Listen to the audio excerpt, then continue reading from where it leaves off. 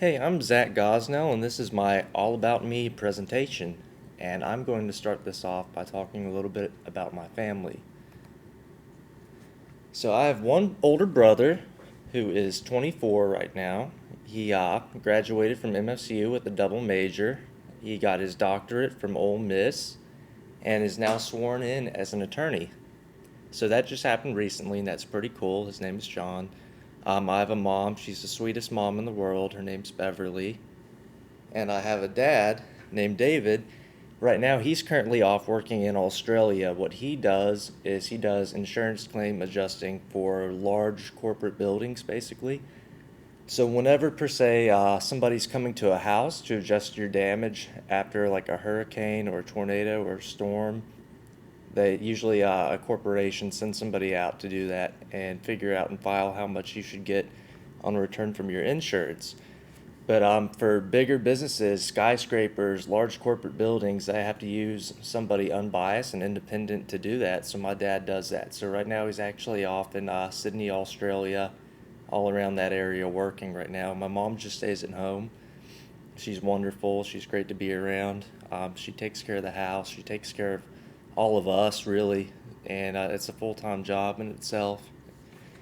And I will move on a little bit to my friends, and then I'll talk about myself a little bit after that. So I've got the best friends in the world. I always have this philosophy to where I should surround myself with people that are, I'd almost even say, better than myself. I want to be around the highest quality people all the time because I think that does have an effect on, myself as a person. People are going to influence me, so I might as well be influenced by good people. So on my left, on the left of that picture right there is Trey Talaferro. He's one of my best friends. All the people in this picture are actually like my best friends. But he plays soccer at West Virginia, and he's also looking to go into cardiovascular surgery. Very smart, awesome dude. Super close friend of mine.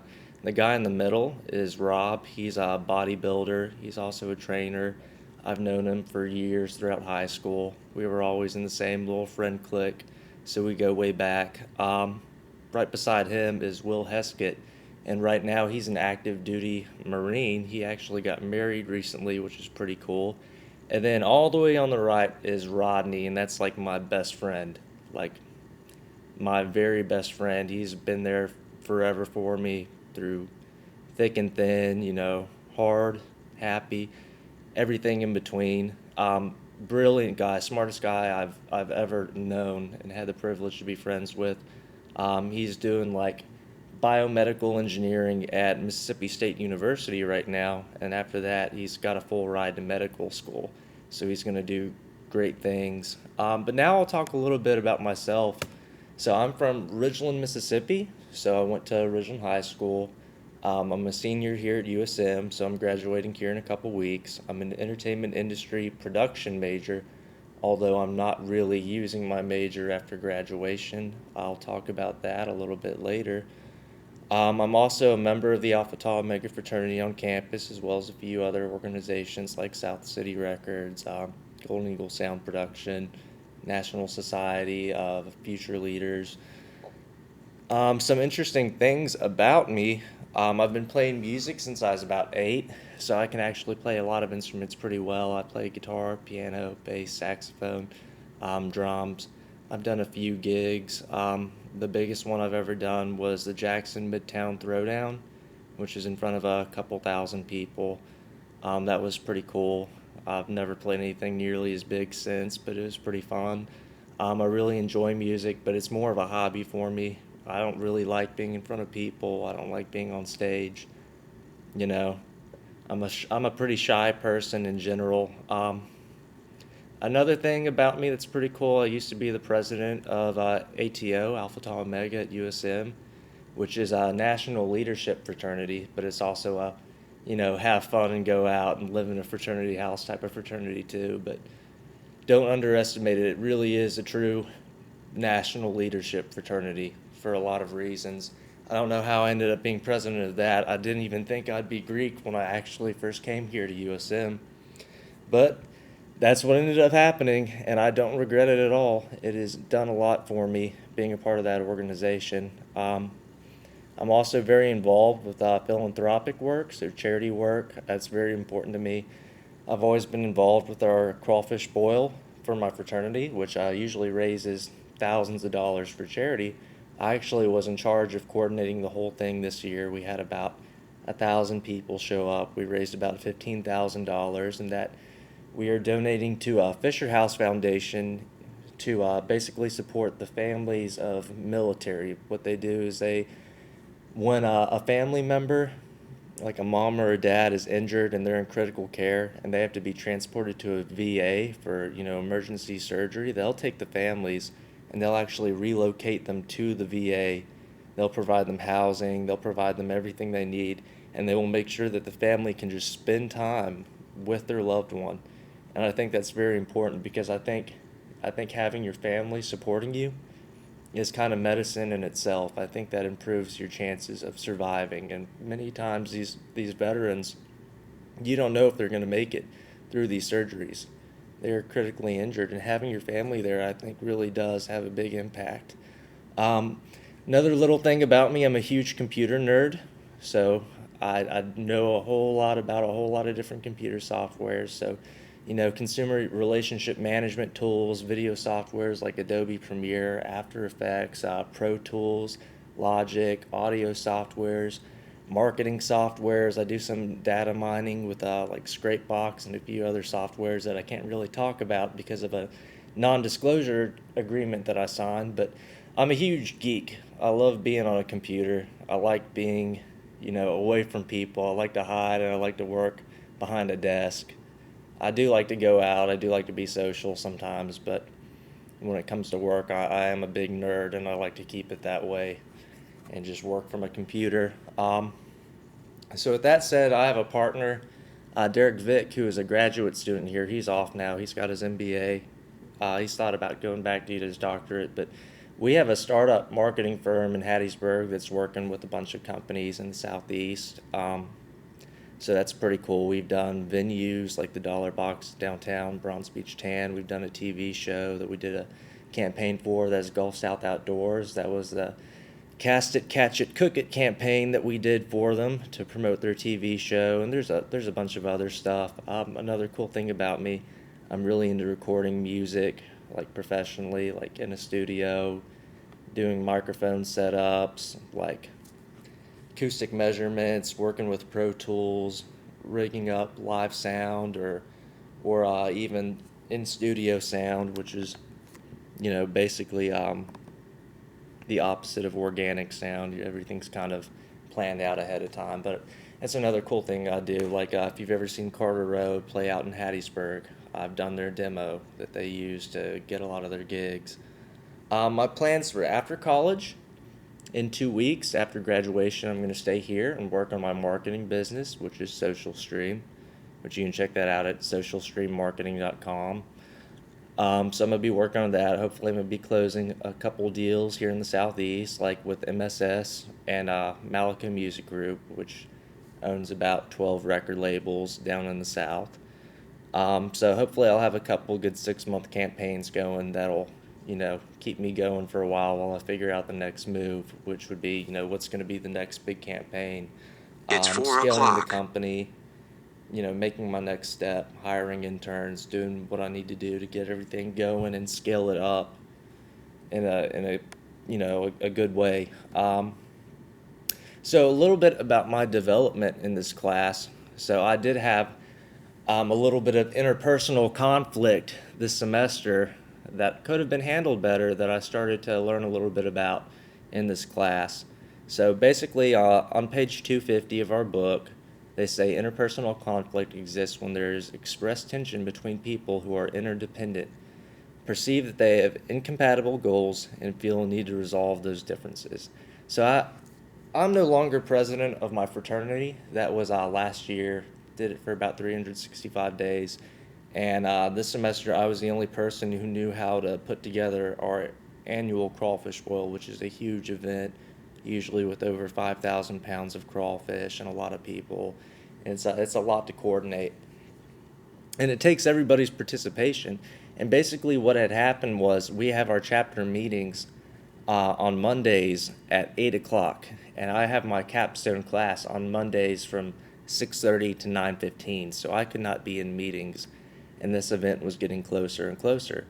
So I, respectfully asked the chapter to vote on a different meeting time, either make it Sunday or make it later or earlier Monday, do something, and that got shot down. And I expressed, my feelings that I cannot get what I need to get done for this philanthropy event for it to even happen because it is such a large event.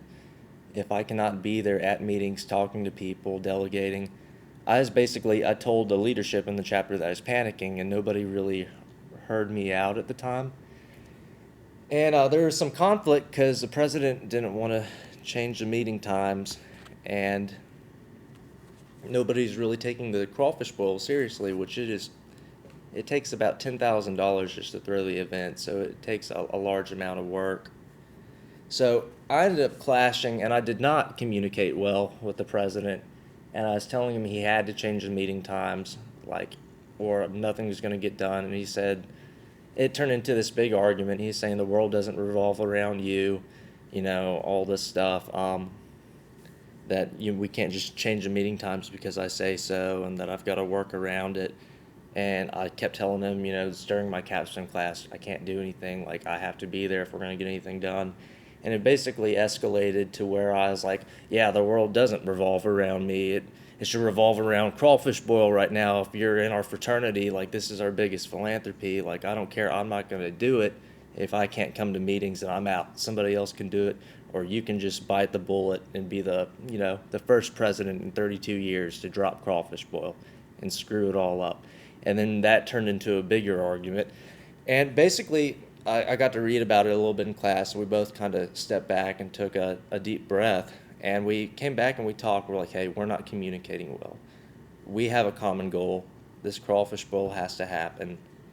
Meeting times are not right. I can't come during meetings, and nobody wants to change it from Monday to Sunday. So we ended up pushing it back to 9:15. He apologized to me. I apologized for snapping at him.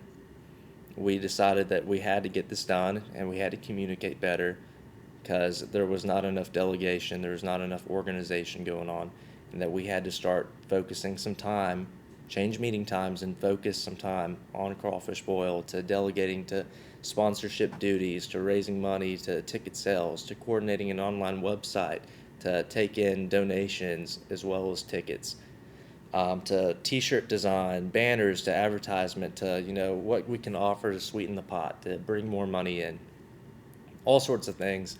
Different crawfish quotes that we got from different companies, negotiating prices. We had to be in communication with everybody on what was going on, and we ended up making that happen. And we ended up doing it in a win-win orientation type of way, so that we settled our differences. We didn't make anybody upset. We didn't change the times too much, but we worked around everything. A little bit about my development with friendships. So I was reading in the book, and I read, interracial friendships often require more effort than intraracial friendships, yet the basic foundations of the friendships don't differ: acceptance and responsiveness, and revealing information about yourself and accepting information about the others are key in same and different race friendships. So that was out of the book. That's cited, and I do disagree with this. I don't think my best friend is Rodney. He's African American. I don't think, us being different races made it require any more effort for us. It did kind of develop along a period of time, but me and him clicked very well. Even it says in the book, we sometimes neglect established friends because of other relationships, especially new ones. When a new romance is taking off, we may be totally immersed in it. The thing about my best friend Rodney, he did get a girlfriend named Avani some time ago. I was actually friends with her too, and it's been great. It has not affected me at all. I am friends with both of them. I have watched them both grow up together. I have known them both for a very long time, and They say most friendships, although some friendships are lifelong, most aren't. This is definitely lifelong. It's been 4 years of college. We don't go to school together. We don't get to see each other a lot, but we are still best friends. And whenever we have a chance to get together, we do. We still communicate. Whenever we see each other, it's like we leave it like we're exactly where it left off last.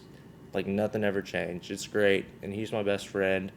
And a lot of what I've read in the book, we did kind of go through our phases of developing a relationship. It's actually a funny story how we met, but I'm going to save that because I'm already 15 minutes in. I didn't think I was going to be able to talk for this long, but I might be talking a little too long at this point. But it's just some things I noticed in the book, and I think, reading it really reaffirmed with me how good of a relationship we really have just by reading that chapter out of the book. A little bit about romantic relationships with me. Not a whole lot going on here. Couple things I read in the book. Committed romantic relationships are relationships between individuals who assume they will be primary and continuing partners of each other's lives, which is so true. Um, so, a primary style of love is ludus, which is playful love. And that is kind of my last relationship. Not for me, but more what I would categorize the girl in. I'm not going to say any names, but she didn't take it seriously at first. She didn't take love seriously. It was a long term relationship. Um, it was full of scheming, challenges, puzzles. There was fun. It was fun at times. It was hard at others, but it was never serious for her until, a few things happened. She did a couple things wrong that she shouldn't have to me, and I ended up leaving. And I guess that's when she decided that she was serious, but at that point, it was a little too late for me. Um, and I was a little tired of the redundancy of things happening in that relationship, so I decided it was best if I stayed away from it all. But after that, not a whole lot going on. I'd say I'll kind of, my love, my romance, when it is there, is more agapical. I can't even say that word. Agapically. Um, so, agapic, I guess. So basically, I get satisfaction from seeing other people I care about happy. I really do. That kind of goes with why I like to do charity work. Just doing things for other people really does bring me the most satisfaction. I'm not very materialistic. I don't go clothing shopping much. I don't blow my money much. I don't spend money on video games or anything like that. I do go out with friends a good bit, but really I like doing things for others. And that's kind of why I do marketing too. I get to help businesses. I'm constantly getting to help people. And that's why I do charity work so much. That's why I volunteer a lot in the community. That's just something that makes me happy, and I think that kind of applies to my love life. You know, put my loved one's happiness ahead of my own, and I'm not going to expect anything back, but that alone will make me happy. And family communication. I have a wonderful, wonderful family. Very high conversation orientation. We're not afraid to speak about anything. I mean anything. I don't even want to, literally anything. We will talk about, sex life, college, drugs, politics, anything going on. There are no, it's a clear as a window, everything. We're a very pluralistic family. So we are high on the dimension of conversation and low on conformity. I have a very odd family, I guess you could say, but I love them and it's great. They're very positive. My mom is actually Jewish. I think this kind of has to do with why my family is so pluralistic. My mom was raised Jewish; she was adopted, and my dad is Catholic. My brother is actually atheist, and I've gone to a Methodist church for a lot of my life. So that's very strange, I know. But the thing is, we're not afraid to express our thoughts and feelings. We're not, required to conform or anything like that. Our parents respect our views, we respect theirs, and we all love each other. And as just reading this part of the book was another reaffirming thing for me. I really enjoyed it. And I'm running out of time. I'm right at 20 minutes, so that's all about me. I hope you enjoyed it, and I enjoyed the class. Thank you.